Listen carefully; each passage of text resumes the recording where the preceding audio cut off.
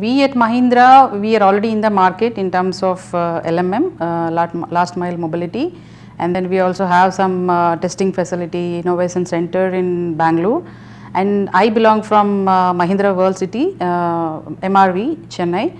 So we there at MRV facility, we started born electric vehicles. We started the journey now, and I'm into simulations. So I'm thinking big about the simulations for EV journey, because we are all like at a concept phase, finalizing the spec of the vehicle and what kind of a vehicle and component sizing and the customer needs, all together front loading the activities for a vehicle design. So I'm into vehicle level simulations department, where we fix the targets for the vehicle in terms of range or in terms of fuel economy, in terms of vehicle performance, and there it starts digging down into V-cycle, where deep designing of each component.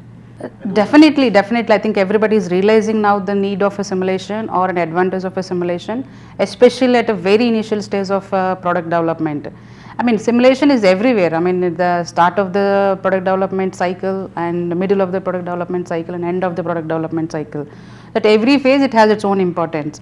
So at the start of the product development cycle, the simulation team helps the product team for finalizing the specs or defining the components, selecting the hardware, and then going deep into the development cycle, where finding the problems or realizing the problems or solving the different solutions and optimizing the components. Then at the end of, so really reducing the validation time, like for example hundreds of tests on road and hundreds of tests on different climatic conditions. We can really reduce or jot down into very important narrow down the testing cases, and a lot of the things can be brought into simulations. So I think nowadays everybody is realizing that. So we are also well known of these situations, because we have also had a lot of products in our portfolio, and we really realized the use of simulations. So we are also growing big in terms of simulations and bringing the road conditions into lab and from lab to desktop, so which is into simulations.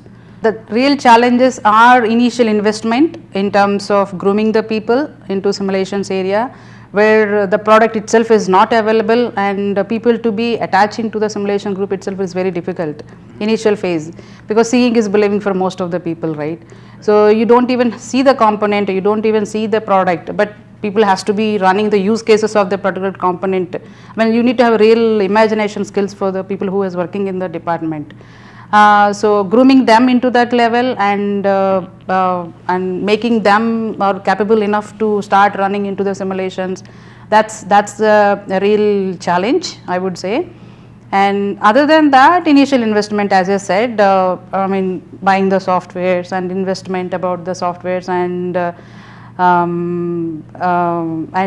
really digging down into how, I mean, the other biggest challenge is there are softwares, there are people, then there is a lag between using the softwares into reality. So that's the biggest challenge. So where we mastered in Mahindra last few years is that, I mean, we also started as a testing company, like most of the cases we wanted to test and then only believe. So now we actually started believing, and then we are also into the development area, where most of the portion of the work goes into simulations, then we jobbed on into very limited cases into testing.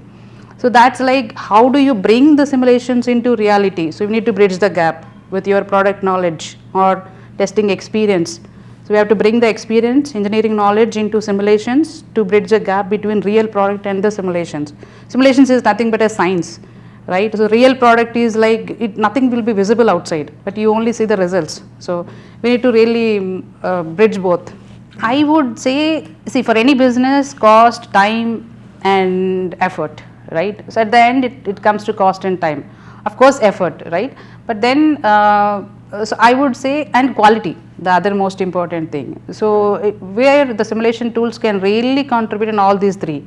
So not just the time, not just cost, not just the quality, so which the simulation tools, or GT is one of that, which can really contribute to reduce the product development, the number of iterations or testing iterations, thereby the cost and the effort, then the time really.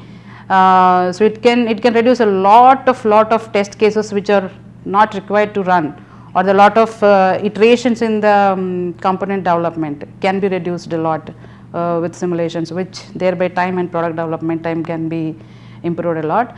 And the third aspect is the quality. So the quality is we can optimize each and every component and combination to a great extent that you get maximum out of each component by using simulation tools. If that has to be done only by testing approach, it's not possible. I mean, even the supplier itself, for example, let's say we have an X component from a supplier. I ask him, can you give me the best? Can you give me the best? Can you give me the? So I don't know whether he's really giving the best component to me. How will I ensure? So whatever he gives, I just have to go and test. I have no other option. But now by using simulation tools, I can demand him that, okay, this is what I want. There is a possibility that you can still improve on this. So I can demand the best product from the suppliers as being a OEM, right? So thereby the quality can be improved a lot. Yeah. So this is what we're seeing the benefits day in, day out.